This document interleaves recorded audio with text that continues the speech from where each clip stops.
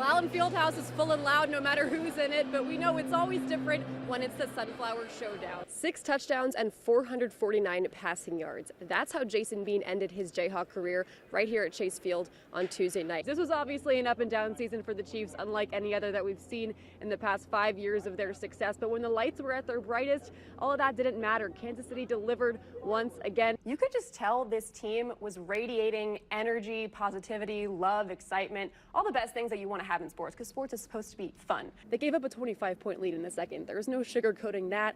Luckily for Cats fans, though, Jerome Tang knows how to win in overtime, and he's gotten pretty good at it. A lot of people say, don't bet against Patrick Mahomes, don't make that mistake. Have you learned that? Yeah. We knew that unless the Chiefs traded away that first-round pick last night, they'd be making one young guy's dream come true. What we didn't know was that young guy was going to be KC native and K-State favorite Felix Uzama. The performance was so good, they're calling the Harlem native the King of New York. Some were hoping the first day of full pads would finally bring Chris Jones to camp, but the defensive lineman is still holding out for that new contract and is still being fined $50,000 a day. Managing feeling terrible for Jalen that he can't play when, preseason Big 12 Player of the Year, but also being happy for Jason. How do you kind of balance that? Yeah. And a big reason for that was fouling. They got to the line 29 times tonight and they netted 23 of those. You're the only returning running back in the Big 12 with 1,000 yards from last year. Does that add any extra pressure to you? That was something I asked the guys at their media day last week, what's it been like gelling with an actual big man, because they haven't really had that. Kansas City and Cincinnati, a rivalry that was a bit one-sided until the AFC Championship game last season.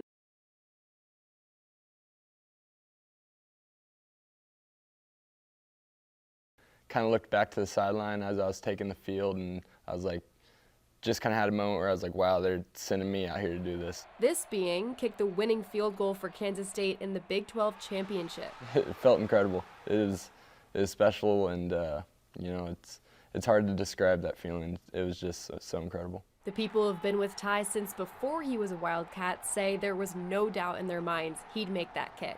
And the fact that he walked on that field with that smile on his face and knew 100% that ball was going right through the middle of the field goals and we were winning this football game was unbelievable, and I knew he was going to make it. Back in his Shawnee Heights days, Ty was a soccer player who didn't start football until his senior year when he just wanted to play with his friends. He would come from soccer, change, and then run it on the practice field. And by the time he got to practice, we were already running our wind sprints toward the end of practice. He'd jump on the sideline and he would run cardio with the team after a full soccer practice. And then after that, he'd stay with me for an hour, hour and a half, and we would kick. After graduation and 2 years spent at Butler, Ty came back to Northeast Kansas to join the Cats. Halfway through this season, he took on kicking, punting, and kickoff duties. It's kind of cool to be able to share my story, and I hope it inspires the other kickers and other Kansas players that might not get a shot immediately at high school, but find a way through the JUCO program or other schools in Kansas and then make their way up. After the Big 12 championship win, Coach Kleiman said there may not have been a more valuable member of the team in the second half of the season than Ty. It's who Ty is. I mean, that's the epitome of him. He's always been an all-in guy. Whatever we've asked him to do, whether it's in high school or at Butler or at Kansas State, he does whatever it takes. And this Kansas kid is by no means shy about his love for K-State. This team, Chris Kleiman, I love this team. I die for this team. I love this team. This weekend, there was a major cornhole competition over at Stormont Vale Event Center. One ACL pro made the drive from Seneca to Topeka to not only play for some wins, but to raise awareness about organ donation. Why? Because it's what saved his life 7 years ago. Played ball all my life, so I thought, I can't get sick. I just fight through it. I was healthy. When former Washburn pitcher and Centralia grad Zach Engelken came down with what he thought was a common cold in 2016, he could have never imagined what he was about to go through. Ended up getting pneumonia that led to basically some heart, liver, lung, and kidney failure. They ended up telling the family that I needed a heart transplant. Simple exam turned into a 5-week ICU visit. He was eventually put on an LVAD, and after going through a 10-hour surgery to stabilize his condition, was put in a medically induced coma for 7 days. Basically, they said that it was up to me if I wanted to pull through. And pull through he did, but from there he waited 10 months to get a bittersweet call. The untimely death of 16-year-old Daytona Stufflebean gave Zach his second chance. And then since we've met the family, I mean, we've grown pretty close to the family. They lost everything to give us everything. Then about 3 years ago, the former star athlete played in a friend's local cornhole tournament. At the time, I had no idea what I was doing, and me and my buddy went, and we're like, well, we can't play like that. Like, we need to. So we ended up getting some boards and some bags and practiced, and I mean, it just kind of got hooked from there. And now, Zach is an American Cornhole League pro. He loved it. He absolutely loved it. It gave him a chance to be competitive, which he is completely competitive.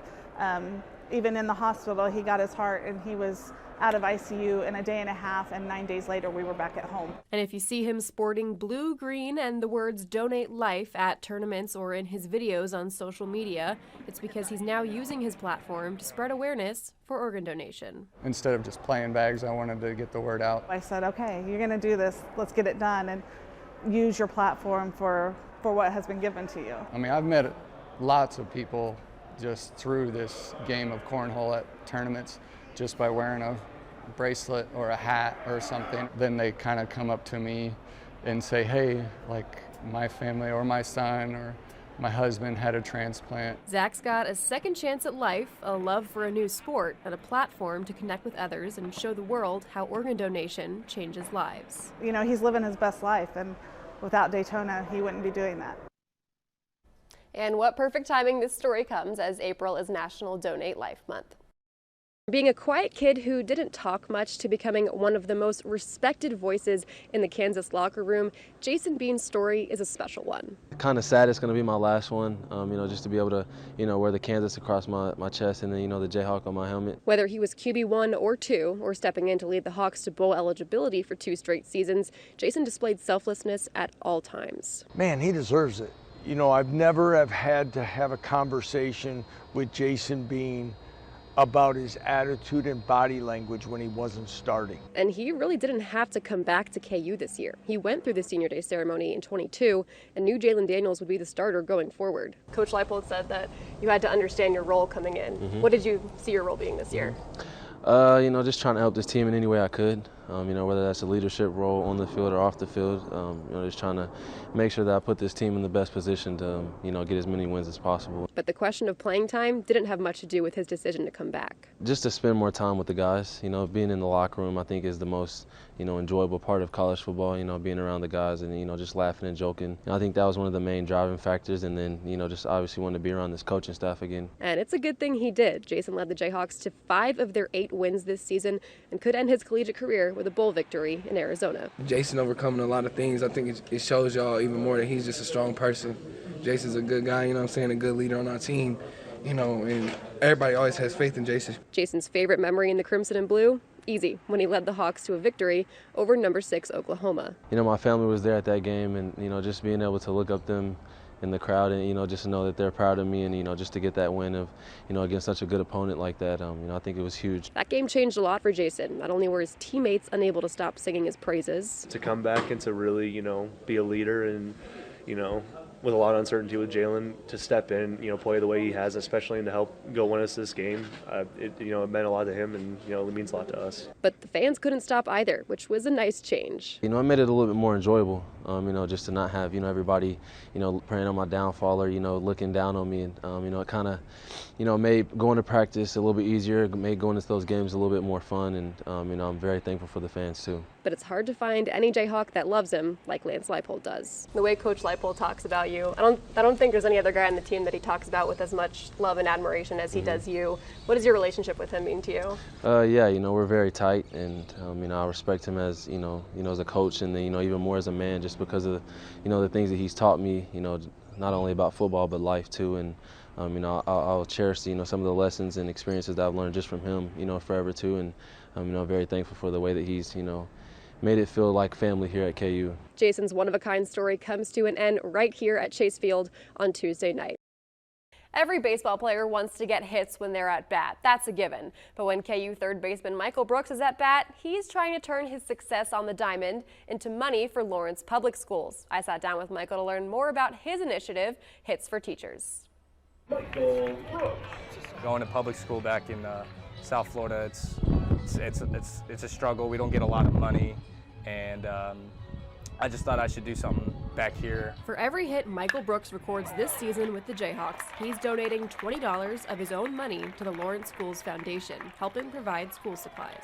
Being able to do something for kids, because I was in their position at one point, so just being able to do it for the kids is something that makes me happy. His inspiration behind what he dubs hits for teachers, his mom, who's been a teacher his whole life and knows better than anyone the need for more funding in public schools. She saw the article about me the other day, and she texted me, and she said it brought some tears to her eyes. Even though Brooks is from Florida, he wants to keep the efforts closer to where he plays now. You know, the hits are in Lawrence, so why not keep them in Lawrence? So far, Michael's got 32 hits. Do the math, and that's already $640 with a month still remaining in the regular season. He's the best college third baseman I've ever coached. It was just a matter of time before his hits started to fall, and certainly glad they're falling. His coaches are proud, and his team has been pretty supportive of his efforts. It's funny, it goes both ways. You know, some of them also have school teachers back home. Their moms are teachers, and you know, they appreciate what I'm doing. And sometimes they'll mess with me, the other guys will mess with me, but